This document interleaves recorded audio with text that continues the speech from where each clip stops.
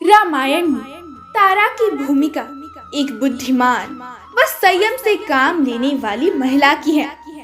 उसने अपनी चतुराई से कई बार अपने पति को अनहोनी के होने से पहले ही बता दिया था एवं उन्हें सही मार्ग पर चलने की शिक्षा दी थी। हिंदू धर्म में तारा को 5 सर्वोच्च कन्याओं, जिन्हें पंच कन्या भी कहा जाता है, उसमें स्थान दिया गया है।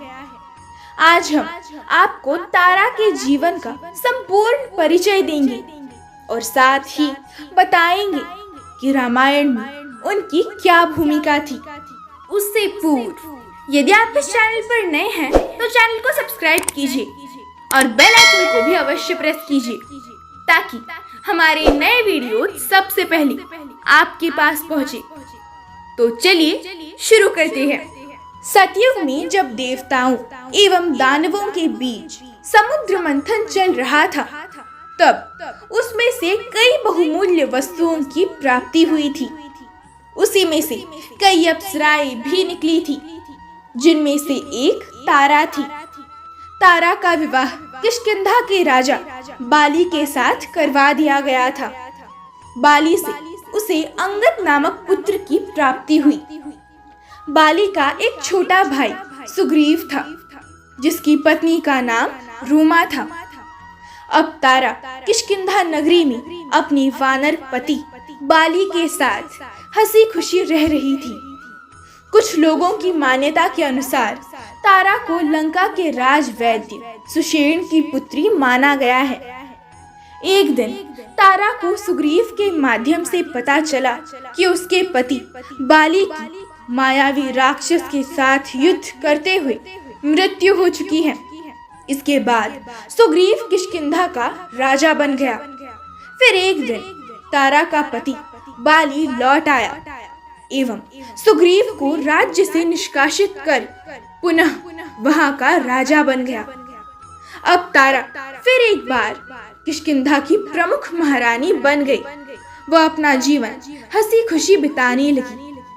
कुछ दिनों के पश्चात बाली को सुग्रीव ने युद्ध करने की चुनौती दी, जिसमें सुग्रीव पराजित हुआ। उसके कुछ समय के पश्चात सुग्रीव ने फिर आकर बाली को चुनौती दी। इस पर तारा को संदेह हुआ तथा उसे सुग्रीव की अयोध्या के राजा श्री राम से हुई भेंट का भी पता था। जब बाली सुग्रीव की चुनौती को सुनकर क्रोध में वहां से जाने लगा, तो तारा ने उसका रास्ता रोक लिया। वो उसे बाहर ना जाने का परामर्श दिया। उसने संदेह प्रकट किया कि अवश्य इसमें सुग्रीव की कोई चाल है, कोई षड्यंत्र है तथा उसे किसी का संरक्षण प्राप्त है। किंतु बाली ने तारा की एक ना सुनी। वह युद्ध करने के लिए निकल पड़ा। बाली के युद्ध में जाने के कुछ समय पश्चात तारा को पता चला कि श्री राम के हाथों उसके पति का वध हो चुका है। वो विलाप करती हुई बाहर आई। वह बाली का सिर अपनी गोद में रखकर रोने लगी। उसके विलाप को देखकर हनुमान ने उसे सांत्वना दी। वह श्री राम ने उसे भविष्य की ओर अग्रसर होने को कहा। कुछ लोगों की मान्यता के अनुसार इस समय तारा श्री राम पर अत्यधिक क्रोधित हो गई थी तथा इसी क्रोध में उसने श्री राम को श्राप दिया कि उन्हें माता सीता मिल तो जाएंगी, किंतु काल की गति के कारण दोनों ज्यादा समय तक एक साथ नहीं रह पाएंगी तथा कुछ समय पश्चात माता सीता पुनः भूमि में समा जाएंगी। तारा के विलाप को देखकर वह उसके खोए हुए सम्मान को लौटाने के लिए श्री राम ने सुग्रीव को तारा के साथ विवाह करने का परामर्श दिया। सुग्रीव ने इसे मान लिया तथा तारा ने भी अपनी सहमति दे दी। इसके पश्चात तारा का विवाह सुग्रीव के साथ कर दिया गया तथा पुनः वो किष्किंधा नगर की प्रमुख महारानी बन गई। सुग्रीव को किष्किंधा का राजा बनाने के पश्चात श्री राम ने उन्हें 4 मास के पश्चात माता सीता की खोज शुरू करने को कहा था, जिसे सुग्रीव भूल गए थे। जब 4 मास का समय बीत गया, वह सुग्रीव भोग विलासिता में डूबा रहा।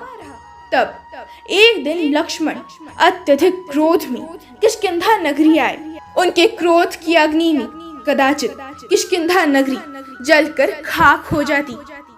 तब सुग्रीव के मंत्रियों हनुमान एवं जामवंत ने लक्ष्मण का क्रोध शांत करने के लिए तारा से याचना की। ये सुनकर किष्किंधा नगरी की भलाई के लिए तारा तुरंत लक्ष्मण के पास गई।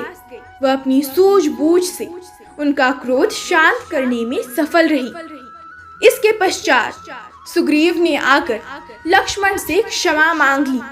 वह माता सीता की खोज शुरू कर दी गई। यदि उस समय तारा अपनी समझदारी से लक्ष्मण का क्रोध शांत नहीं करती तो अवश्य किष्किंधा नगरी पर बहुत बड़ा संकट आ जाता। तारा की समझदारी व लक्ष्मण के साथ चतुराई के द्वारा की गई बातचीत के कारण ही सुग्रीव के प्राण बच पाए थे। इस घटना के पश्चात तारा का उल्लेख रामायण में कहीं नहीं मिलता है। अवश्य ही वो किष्किंधा नगरी में सुख शांति से रही होगी तथा एक दिन अपने प्राण त्याग दिए होंगे। जय श्री राम।